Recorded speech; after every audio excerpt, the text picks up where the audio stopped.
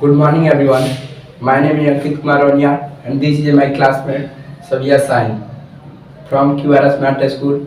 We are studying class 8. Today we are going to doing a small science experiment. What do we have to do? To demonstrate that oxygen is necessary for our combustion of substance.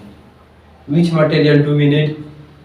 One glass, two candles, and one matchbox. Now we are going to burn candle.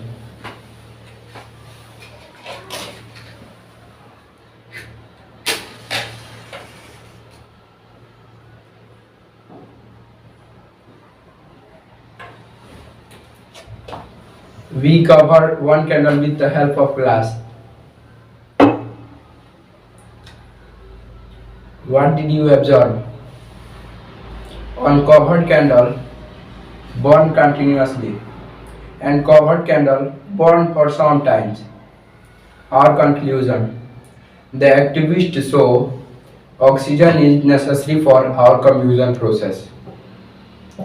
The candle burn continuously for some time until almost all the oxygen available in glass is exhausted. After this, its burning step due to lack of oxygen. That's all. Thank you.